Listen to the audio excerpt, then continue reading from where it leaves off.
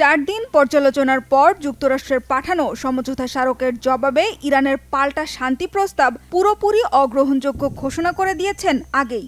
এবার ইরানে চলমান যুদ্ধবিরতি নিয়ে উপহাস করলেন মার্কিন প্রেসিডেন্ট ডোনাল্ড ট্রাম্প। বলেছেন, তেহরানের অযৌক্তিক শর্তের কারণে যুদ্ধবিরতি এখন লাইফ সাপোর্টে। এখানেই শেষ নয়, ইরানে আরও বড় আগ্রাসন শুরুর ইঙ্গিতও দিয়েছেন মার্কিন প্রেসিডেন্ট।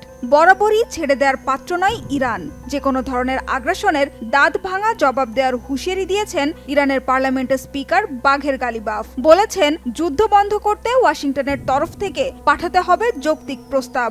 তবে কি শান্তি চুক্তির খুব কাছাকাছি পৌঁছেও শেষ পর্যন্ত ব্যর্থ হলো যুক্তরাষ্ট্র ও ইরান? ভেস্তে গেল মধ্যস্থতাকারী পাকিস্তানের সব চেষ্টা। শিগগিরই কি আবার যুদ্ধ শুরু হবে?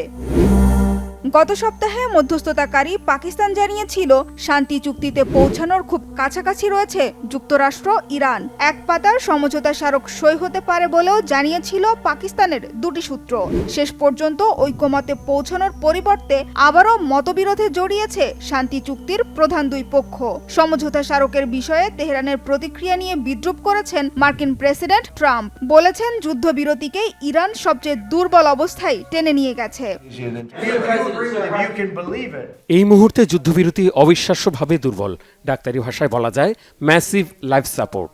পরিস্থিতিটা এমন যেখানে ডাক্তার এসে বলেন, স্যার, আপনার প্রিয়জনের বেঁচে থাকার সম্ভাবনা মাত্র 1%। এর জন্য ইরান দায়ী। তারা শান্তি প্রস্তাবের জবাবে আমাদের কাছে যে আবর্জনা পাঠিয়েছে, আমি সেটা পুরোটা পড়িনি। এটা পড়া মানে সময় নষ্ট করা।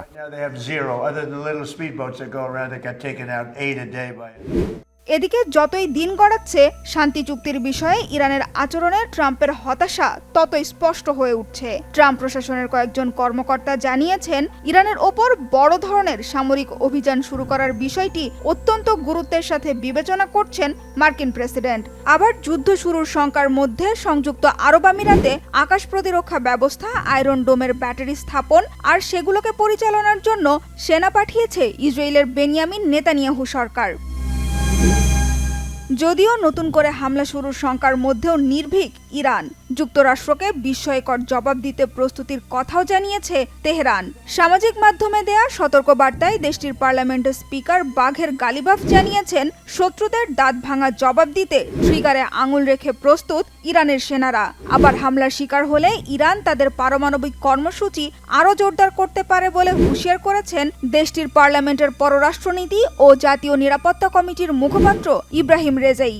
সামাজিক মাধ্যমে রেজাই লিখেছেন, নতুন করে হামলা হলে ইরানের অন্যতম বিকল্প হতে পারে 90% পর্যন্ত সমৃদ্ধ করা ইউরেনিয়ামের উপযুক্ত ব্যবহার, যা পারমাণবিক বোমা তৈরির উপযোগী মাত্রা হিসেবে পরিচিত।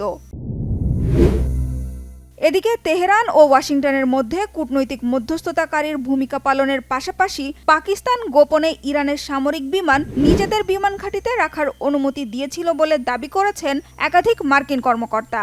এ বিষয়ে প্রতিবেদন প্রকাশ করেছে যুক্তরাষ্ট্রের একাধিক সংবাদ মাধ্যম।